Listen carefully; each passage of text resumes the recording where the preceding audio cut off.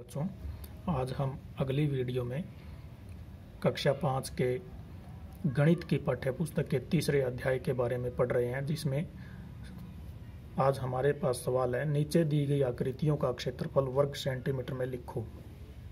ये आकृतियां दी गई है, इनका क्षेत्रफल वर्ग सेंटीमीटर में हमें लिखना है, क्योंकि एक जो वर्ग है वो 1 सेंटीमीटर लंबाई का ही है, या यूं कह लीजिए कि एक वर्ग की भुजा 1 सेंटीमीटर ही है। तो जैसे यह आकृति ए है, इसका क्षेत्रफल हम निकालेंगे। तो ये लाइन यहाँ से थोड़ी थोड़ी मैं मिला रहा हूँ ताकि आपको वर्गों की गिनती करने में कोई कठिनाई ना हो। अब पूरे वर्ग गिन लेते हैं, 1 2 3 और 4। ये वर्ग जो थोड़ा सा यहाँ पर कम रह गया, इस वर्ग को यहाँ पे एडजस्ट करने पे ये वर्ग भी पूरा हो जाएगा। ये वाला यहाँ एडजस्ट कर लिया हमने, इस वर्ग को यहाँ पे अगर लगा देंगे तो ये वर्ग भी पूरा हो जाएगा। तो 1 2 3 4 और 5 वर्ग तो ये हो गए। एक आधा वर्ग ये है और आधा वर्ग ऊपर, इन दोनों आधों आधों को अगर जोड़ेंगे तो 1 बन जाएगा, ये हो जाएगा 6। तो 1 2 3 4 5 और 6, आकृति ए का क्षेत्रफल 6 वर्ग सेंटीमीटर है। ये हम अपनी कॉपी में लिख लेंगे। ऐसे ही अब आकृति बी का,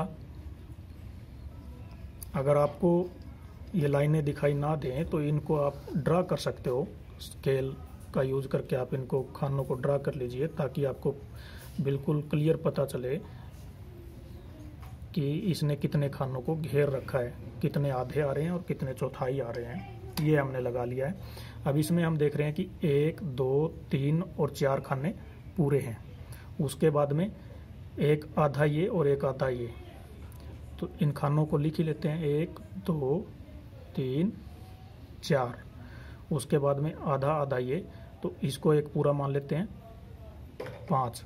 आधा आधा ये 6, आधा आधा ये 7, आधा आधा ये है 8। उसके बाद में ये 1/4, ये चौथे हिस्से का, ये भी चौथे हिस्से का, यानी आधे से आधा, 1/4 भाग, ये भी 1/4 भाग, ये भी 1/4 और ये भी 1/4।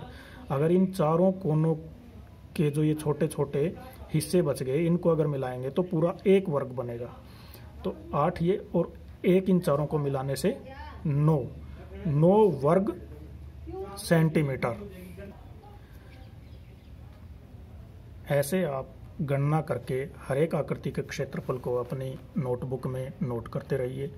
जैसे हमने नोट कर लिया था कि आकृति ए का क्षेत्रफल 6 वर्ग सेंटीमीटर, आकृति बी का क्षेत्रफल 9 वर्ग सेंटीमीटर। हर एक आकृति का ऐसे ही आप अपनी कॉपी में भी लिखते रहिए और इन सभी आकृतियों का क्षेत्रफल आप गणना कर लीजिए।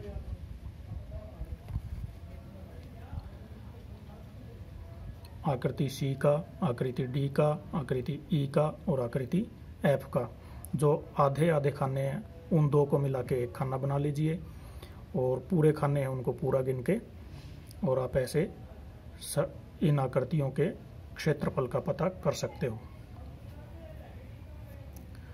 धन्यवाद, मिलते हैं अगली वीडियो में।